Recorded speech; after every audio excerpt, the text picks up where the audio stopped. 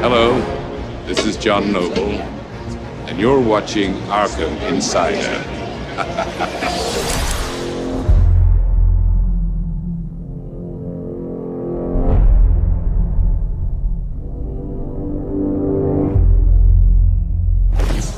Steve's here from Rocksteady Studios with a brand new episode of Arkham Insider for you. We've got a Batmobile double bill for you today. You want pursuit mode? We've got awesome new footage of a Riddler racetrack. And if you want battle mode, we're doing a deep dive on some of the awesome features with our very own game director, Mr. Sefton Hill.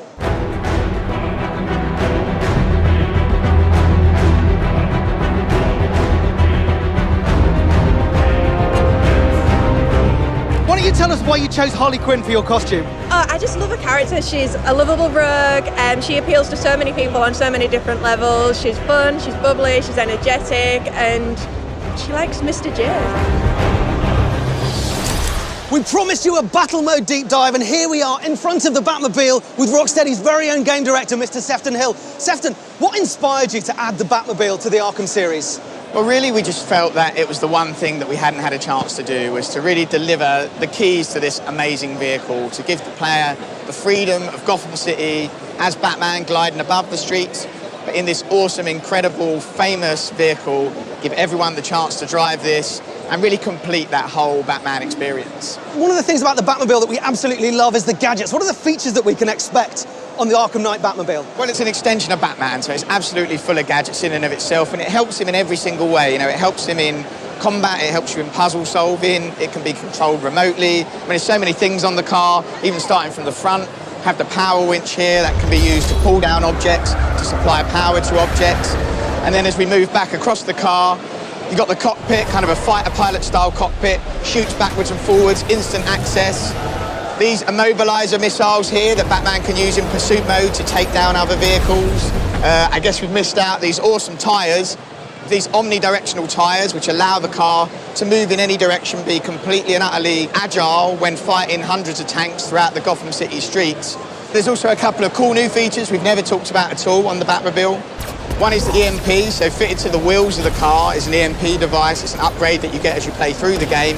And basically what this allows you to do is temporarily stun any of the Arkham Knight's drone forces. So when you're surrounded, 20 drone tanks, they're all firing at you at once, boom, release the EMP device, it will razzle their attacks for a short period of time, it will fly, incoming missiles will get thrown and miss you. It gives you a little window of opportunity, a little breather while you're fighting all of these tanks. And secondly, on top of the turret there, you can just see it right on top of the turret, is what we call the drone virus. So Batman and Lucius Fox actually has developed this technology which allows him to hack into drones and flip them. It basically corrupts their friend or foe targeting device and they'll start attacking their own drones. So you're dropping knowledge bombs about the options that we have when we're in control of the Batmobile and in control of Batman. You can take a hit with the Batmobile's heavy armor. You can evade a hit by strafing and using the dodge thrusters. You can disable enemy tanks using the EMP. You can destroy them using the heavy weaponry, and you can even turn them to your side. That's right, yeah. I mean, if you look at it, this is one car. I mean, it's one car versus an army. So this has to be the most badass car you've ever seen, because you are literally taking on thousands of troops, hundreds of tanks, hundreds of drone forces. So this is all that stands between Gotham being completely taken over and Batman protecting his city. Well, Batman's only got one car, but one car is all he needs. Sefton, thanks so much for giving us this deep dive on battle mode. Let's throw across to Dax on the world's most comfortable couch, who's going to show you pursuit mode and a brand new Riddler racetrack. Right on, we are back on the world's most comfortable couch, and we are going deep underground Gotham City, and we're going to look at the threat that Riddler poses in Batman Arkham Knight. I'm joined by Adam and Jody. Adam, you're the designer of these Riddler challenges. We were talking to Ian Ball the other day, and he said these Riddler racetracks are really going to push the Batmobile to its absolute limit, but it's a lot more than that, isn't it? Yeah, they're more than a racetrack. They're more a puzzle. They're a racetrack and a puzzle combined. It's Riddler testing Batman's intelligence, trying to prove that he's more intelligent. And he's testing the Batmobile to its limits. He's trying to test all the abilities. He's trying to prove that he's the superior person. Classic Riddler work. Talk is cheap. Let's have a look at it in action. So we've got 3 circuits, and as you said, there's sort of an intellectual challenge going on here. Talk us through that. Well, you can control these coloured doors and these coloured walkways, and you can put platforms out in front of yourself. They alternate, so every time you press the button, you're in complete control. Jodie, how, as the environmental artist on this, do you create an environment that feels very authentic to the Riddler? Well, I think the challenge was that... Dude, you were driving up on the wall! Sorry, Jodie, carry on. So unfair. I think the challenge was that they were these massive tracks, and you do loop-the-loops and you drive up the wall. Yeah, which is right really on. cool. And we also need like crazy hazards as well for the Riddler to take out the Batmobile in. So we took it into these big underground caves, and they're all based around Gotham water. So there's dams, there's crazy sewer pipes and everything. And then he's come in and he's bolted on all his Riddler craziness, and there's a lot of like robots lying around that have helped him do it. Right on, Jodie. What are your driving skills like though? Okay. Take the wheel. So Adam, give us some tips. I mean, you created this. This came out of your brain. When gamers get their hands on Batman Arkham Knight, what should they be really thinking about when they're taking on Riddler's challenges? Well, they want to use a combination of the drift and the boost. So the boost obviously gives you extra speed. You can use that down the straights to get faster times. You can drift around the corners like Jodie's doing. John, that was awesome. So it's just using those two things, and the Batmobile has a few more abilities we've not mentioned, but it's using those as well. Going straight up onto the wall here to avoid the floor exploding beneath. Yep. Just things like that. And these challenges are getting more and more difficult with each lap, right? Yes, they change each lap, so the layout changes, more and more blocks become available for you to use. It's Riddler getting more and more sadistic with each lap, trying to take you out. Good work, Jodie. Sweet work. And the Batmobile hits insane speeds, right? I mean, so this has got to be massive. Sweet finish, Jodie. Like, what sort of a footprint do they take up?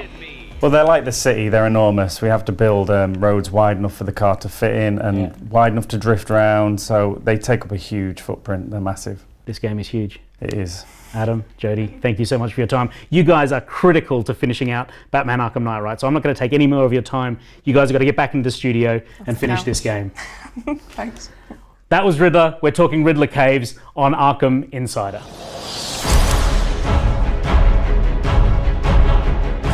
It wouldn't be an episode of Arkham Insider without us taking your burning questions straight from the community. This week we've taken them from the hashtag #AskArkham, as well as from people who've directly contacted Sefton via Twitter at SeftonHill. First question comes from CJ Matrellis, who asks, is it true that the game has in-game cutscenes, so our costume choices will carry over into cutscenes?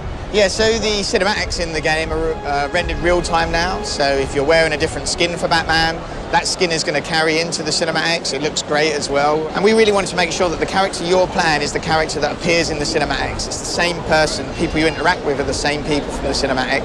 So yeah, the skins you wear, the characters you play, no loading screens as you play through the whole game. You can play from the start of the game to the end of the game. You won't see any loading screens. That's all a really big, important thing for us. Next question comes from Iconic Records. What kind of Easter eggs can we expect in the game? You can expect a lot of Easter eggs and more in this game, probably in the last two games put together. But I don't want to ruin anything, I don't want to spoil anything. I think part of the fun is finding those things. There's some really obscure ones, there's some much more obvious ones. There's just a ton to find, and I think players are really going to enjoy it. Next question comes from Arkham Knight 01. Will New Game Plus be returning with other modes? Yes, so New Game Plus is back. So when you complete the main story, you're going to unlock New Game Plus. And in New Game Plus, you can go in, take all of your XP through, take your gadgets through that you've unlocked, which is a big thing, because that means basically you can then do some of the challenges from earlier on in the game, but with a whole new suite of gadgets that you never had the first time you went in, all the upgrades. And those things are all shared through both playthroughs. So similarly, any Riddler trophies that you found through the game are shared on both playthroughs. So if you played through, you've collected 100 Riddler trophies, you go in New Game Plus, you can go in and collect 100 more. They're shared between both playthroughs when you play through. Next question comes from the Arkham channel. How hard was it to think of new gameplay mechanics for this more experienced Batman from Arkham Knight? For the first game, we basically put all the ideas that we had into that game, and then at the end of the game, you feel a bit drained, and then you go away and have a holiday, and suddenly you're like, wow, like there's a whole new load of stuff we could do. And it was a very similar experience finishing Arkham City, put everything we had into that game, we came back for Arkham Knight, thought, okay, what can we do? Obviously the Batmobile being a huge new feature, lots of new gadgets and abilities for that. We also looked at the existing gadgets, a number of those return. They have new abilities, say like the Batclaw now has a new upgrade ability where you can use that to instantly take people down in combat, so you pull them into you and it smashes them down into the ground and takes people down. We have gadgets while gliding for the first time. So there's lots of new features in there that bolster your existing skill set. So all these skills that you've learned for the first couple of games, you'll bring to this game, and then they'll have new things you can do with all of those gadgets that you know and love. Last question comes from Martina, who asks, Sefton, can you release the game already? Well, we're so close now. We're just 3 weeks to go, and everyone's going to get to be the Batman. That's all we've got time for. If we answered one of your questions on today's show, a t-shirt is winging its way to you. And in the meantime, be the Batman.